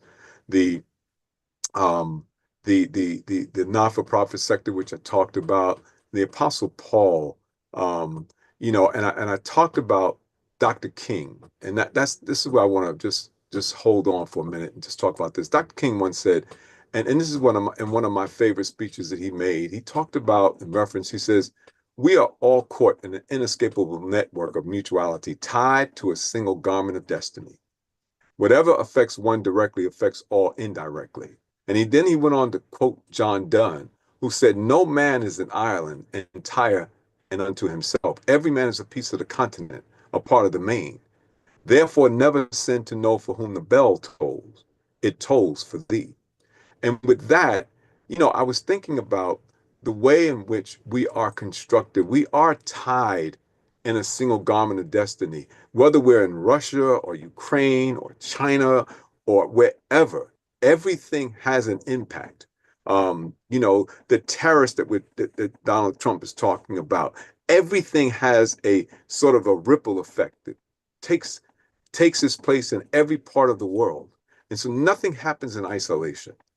And so, I said those things and I brought up those statements because I really wanted to emphasize the fact that we do not live in silos, no matter where we are. We Correct. Yep. live in a society. And in this society, we've got to learn, as Dr. King, my favorite quote, we must learn to live together as brothers or we'll all perish together as fools. And that's where I am now. I think about that probably more than ever before. That is to say that we need to look at what we have in common. And when I was a district governor, what I found out in this district is that no matter what our background was, we had more in common than we did differences. In fact, with for those of you who don't know, Rotary is a service club, and they give service of themselves, and they put money together, and they have a multi-million-dollar organization that gives money all over the world to do all kinds of different things. But they stand on four pillars. Is it the truth? Is it fair to all concerned? Will it build friendship and better? Will it build goodwill and better friendships? And will it be fair to all concerned? Those four pillars, right? They literally guide everything that we do. We don't talk politics. We don't talk religion. So we got people in my club alone. probably the most diversified of all the clubs all around, but and Yonkers. We have Christians, Muslims, we have Baha'is, we have atheists, we have Catholics, we have whites, we have black, we have Haitian, we have Indians, we have East Indians. We got people from all over the world. I mean, literally, it's the most. You go there and you just have such a great time, just enjoying people. Doesn't matter where you, and then as we begin to talk and as we begin to share our experiences growing up or where we live or where we came from, we find that there are more commonalities than there are differences. And when we boil it right down, everybody wants to have for themselves, their family, and their community the best life possible. Yeah, we're That's all part of the same human fabric, as Dr. Yep, King so eloquently stated. yep. And I just can't, when I look at, when I look at where we are as a nation, it it disturbs me because we're better than that. We're better than that. We don't have to go down that road. It's not necessary. I'll give you this for instance. In my mother's hometown where my sister lives, they have their second black mayor, right? Mhm. I know them both. Both of them, they grew up with me. I know them both. They're like my family, right? Um, a little pocket, small town, Trump supporters across the board, right? I've gone in the stores. Everybody pretty much knows everybody. People who've been there a while, they know each other. Everybody knows my sister. She worked as a caterer. She worked in a catering facility. So people know her from all over the place. I went into Mhm. a store. I was down there. Went into a CVS, and I was talking with one of the staff there, and we got to talking. So do you know my? Yeah, I know my. Oh, I know your sister. Blah blah blah blah blah. And we started talking about one of my mentors, who is from the town. Oh, I love him and blah blah and all the kind of stuff. And then she said, I support Trump. I said, okay, why? Oh, I just like him. So any particular reason? No, no, nothing. I just like him. Got it. So the persons that she mentioned, my sister and my mentor, amazing people. But I just can't get my head around what is it that you see, what is it that you relate to, that you like, that draws you in. I don't understand because you can't explain it to me. Have you spoken to anybody who could explain to you what the attraction is? Because I don't get it. And nobody that I've spoken to can. It's this. I suspect it's his plain spokenness, despite being a multimillionaire. Mm-hmm. He, I think he's best explained by the fact that he is a WWE fan. Oh, okay. If you think about the people who like professional wrestling, who watch WWE, WWF when I used to watch it, Mm-hmm. there's something about those kinds of characters that attract people. Mm. It's not necessarily always listening to the message. Sometimes they think it's part of the persona and not really how the person feels. Is what I suspect. I could be wrong.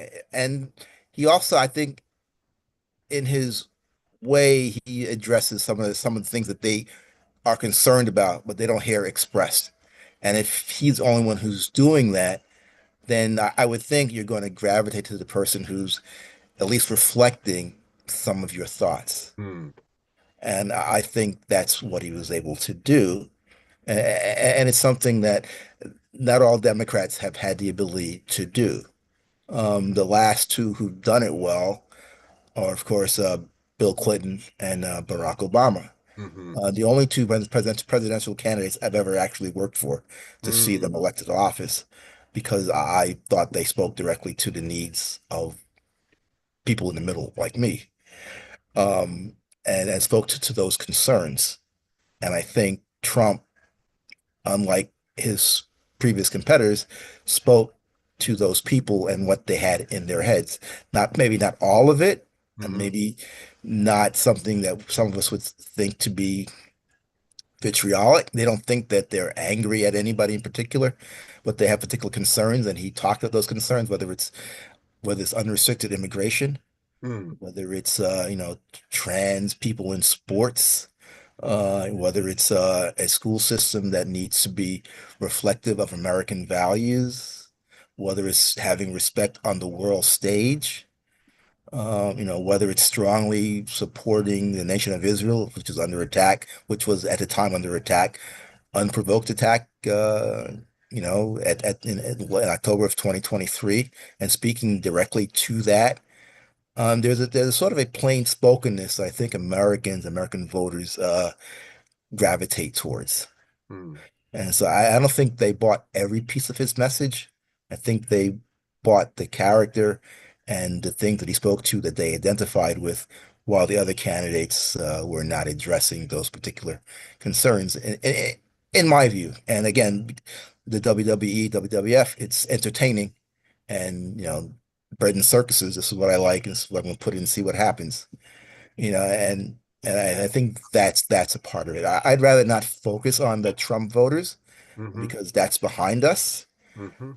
It's a focus on what's in front of us and what's coming up, and in trying to find a way of coping with what's coming up and getting others to at least try to ameliorate what's coming and to reduce the effect of it and reduce the number of executive orders, get the members of Congress to who are in the majority to begin to take their role seriously and to be a counterbalance and to protect, what some of us believe in. And I still have hope that will occur. This is only what is it, week 6 of his presidency, if Yeah, anything, week yeah, 4 of his presidency. yeah, We got to fortify ourselves. We got another three years and 10 months to go. yeah, So I'm hopeful that things are not going to go terribly bad. Um, and it's not just about putting America first. It's about how do we, take care of each other as well. And I think that's important.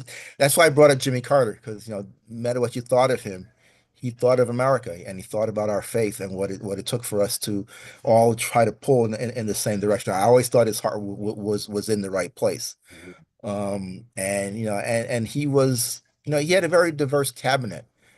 I think without really having to try, I think he just believed that he had the people of the best abilities in his government. And I think that's how we need to look at him. I mean, he's not going to be one of the greatest presidents, but I think as a human being and as a person who had a wonderful post presidency when it came to helping people, whether here or around the world, he lived by his faith and I think set an example. And I think if we're going to cope, we need to have his kind of faith in each other and in looking out and working on behalf of each other. yeah, yeah. I tend to agree with you on that. Again, you know more about the political scenario and the scenes that the persons who are in office, but I tend to agree with you about Jimmy Carter. There's always been something personal about him, personable, that was more attractive than repulsive. I don't think he repulsed anybody. I think he just, some people just did not agree with him. Hmm. But other than that, you're right. The humanity of the man was beyond reproach, and I don't think anybody would argue that. And I think that's why, literally the audience at his gathering for his homegoing was what it was. People Yes. came out. They came I, out. I I really believe that if you're going to be in public office, you really have to have some level of faith. I don't care what that faith is, as long as you have some kind of faith to support you and what you're doing. Yeah, Yeah, yeah, I think the current president lacks that.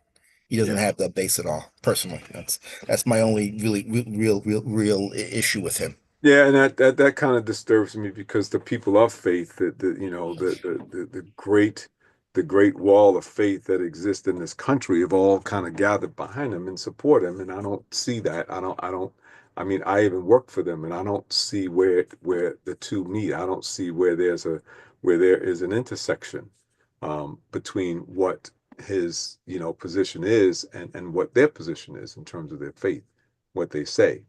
So that's kind of disturbing to me, because my question then becomes, well, do you believe what you're saying? Because you put your, and I remember so well that when Giuliani was running for president and came to the offices, if you will, Southern Baptist, and asked for their support. And they flat out said, we can't support you. You are Hmm. a bigamist. You are they listed the number of things that he did in his life and said, we can't support that. But there was a level of integrity there at that time. And that's not there now. So that disturbs me, because I was there. I worked for them, and I sat with them, and I heard, and I let it was, in leadership with them. And I don't understand where that new mindset has come from, that you will now say okay and turn a blinded eye to things that you absolutely refuse to go along with in the years gone by. So, unbelievable. Yeah, I'm not, extremely versed in Bible teaching, but the one that I do know quite well is that Jesus did talk about being living the faith and not just knowing the law. Hmm. That's And I right. think that's where many people sort of go off. They much more comfortable in knowing the law, being able to quote verses, but living it, I believe, is a quite different matter, and that's not what our faith is about. Yeah, yeah. Dietrich Bonhoeffer, who great theologian, became from Germany, came to America, and became discouraged with what he saw as the shift in faith, and it became more intellectual than it was relational. When he came here, he found his way to Abyssinian Baptist Church, where he spent a Mm. great deal of his time, and he grew to love their enthusiasm and the way in which they worshiped and praised God. But they also could meet and match the intellectualism of his past. So he said, this is the reality. This is really where it exists. Now, when I worked at the organization, that denomination, I saw that, right? That there is a lot of intellectualism, and I saw the relationalism that exists in the churches that I attend in my community. And there is a stark difference, but there is a level of intellect that exists also, that brings us into a more realistic relationship. And Dietrich Bonhoeffer was probably one of the, premier thinkers of the time, theologians of the time. And so Adam Clayton Powell Sr. was the pastor. So all of that took place. And so, you know, um, we need to make sure that we're in that relational, intellectual relationship with God and keep that thing real. So, Michael, check this out. We're almost out of time. Almost, just like that. So, um, by the way, I have one comment I'm going to share with you, and then I'm going to ask you to share your closing remarks and so forth, because the Lord placed something on my heart that I want to share with everybody. So, but Cheryl says, Cheryl McNear, she's one of my chaplains, and she's a wonderful viewer. She's consistent with me, and she says the answer to the question, we of faith must lead by example and model the behavior we want to see in the world. Now that sounds a lot like Gandhi to me. You have to be the example. You have to be the example that you like to see in the world. So thank you, Cheryl. I appreciate that. You're the only one who got me an answer tonight. so so I appreciate Bless it. her. So you want It's to sort comment of on what my parents were like, that they model behavior they wanted us to that? follow. Well, I knew your parents. I love them, wonderful people. I miss them because I enjoyed spending time with them. Both wonderful people, and so your brothers. I mean, your family. I mean, I think I'm a part of the family. So I just take you as one. So you are part of my family as well. So Michael, you want to say anything, and then I'll go and finish out the night. I'm not good at closing remarks. I'm I'm I'm I'm tuckered out. I just want we all just need to, have faith, you know, be examples, um, take our talents Mm, and use them to improve our workplace, our schools, our church, wherever we are in the community, use our perspectives, our talents, what we know to mhm, help move that advance that group forward. Whether it's where you work, your business, it's your school, mhm. it's your church, it's your community. Um, just work on using your talents to move us forward, and not look to grievance monger. Just keep moving it forward, because we have a lot to live for and to do for. A lot of young people coming up behind us, and they need us to leave them a world that they can actually Yeah, prosper in. yeah, yeah, yeah. I totally agree with that. And I thank you so much for that. That was really that's a good word to close out on. Really good word. And by the way, Cheryl says that the law should be the last resort. Should be the last resort. The thing that kept popping up in my mind last week was the negative references some have associated with the word diversity and the initiative known as DEI, Diversity, Equity, and Inclusion. This being Black Our Story Month, not His Story, Our Story Month, the Lord pressed on my spirit to speak to this issue. Malcolm Forbes, entrepreneur, politician, and publisher of the Forbes magazine, said this. He said, diversity, the art of thinking independently together. I took that to mean it's what makes us stronger. In my article in the sermon this week, I referenced the study done by the Living Institute of McKinsey and Company and reported in the document the impact of DEI on business performance and profitability. You should check that out. It's really interesting. I have it printed out right here. You need to check this out. This is an amazing article, document that was printed. I noted and quoted, quote, companies in the top quartile for gender diversity on executive teams are 21% more likely to outperform on profitability, and those in the top quartile of ethnic diversity are 33% more likely to have industry-leading profitability. Reverend Dr. King said, we are caught in an inescapable network of mutuality tied to a single garment of destiny. Whatever affects one directly affects all indirectly. And he went on to quote John Donne. I said this before, no man is an island entire unto himself. Every man is a piece of the continent, a part of the main. Therefore never sin to know for whom the bell tolls. It tolls for thee. And then Paul, in climactic fashion, writes in verses 25 and 26 of the verses that I read, the chapter that I was referencing, there should be no schism in the body, but that the members should have the same care for one another. And if one member suffers, all the members suffer with it. Or if one member is honored, all the members rejoice with it. Even though has been proven scientifically, the reasoning behind this alternative perspective to diversity is difficult to understand and even suspect based on the benefits that I just cited.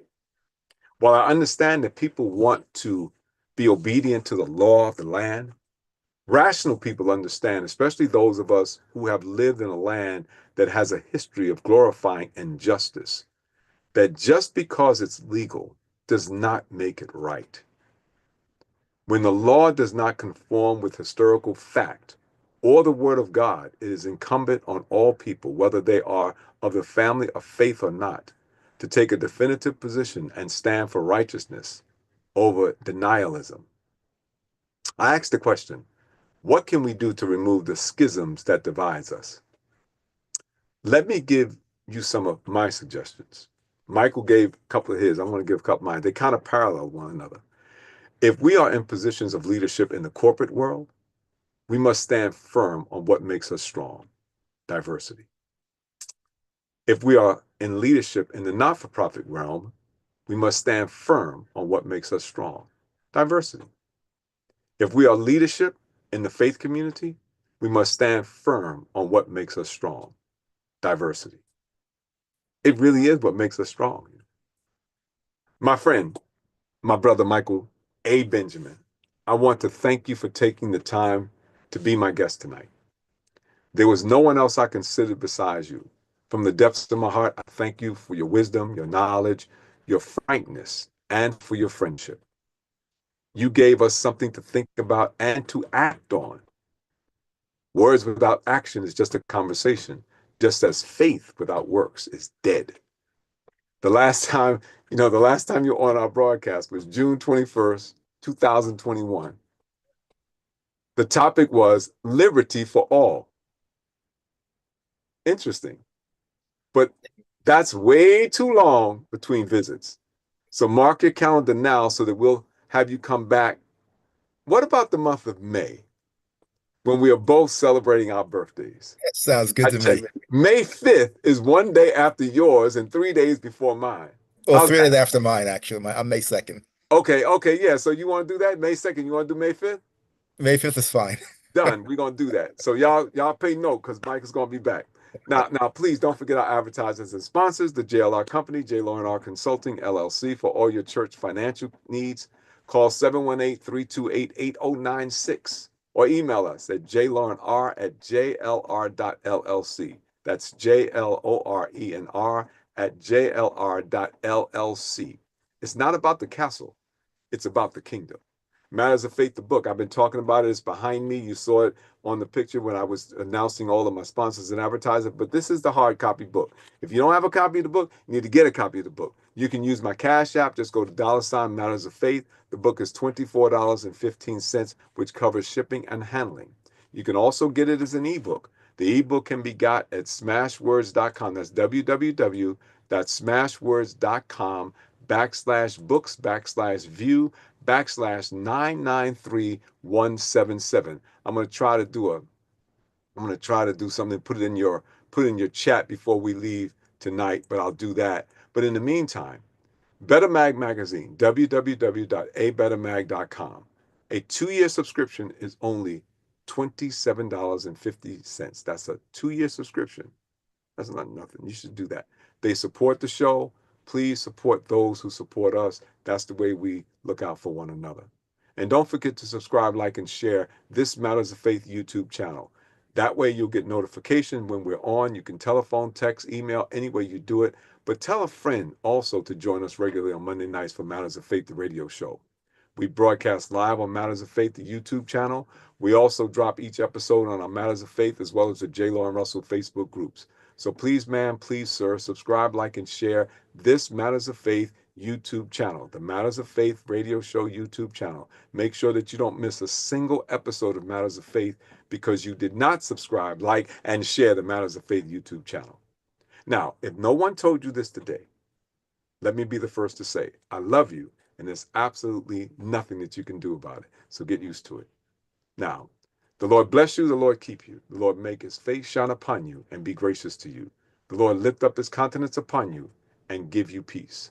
So on behalf of my friend, my brother, and my guest tonight, that is the Honorable Michael A. Benjamin, I want to thank you. I'm going to stop my share. I want to thank you so much for being with us tonight. Thank you all for joining us tonight. And I just want to tell you all good night. God bless you.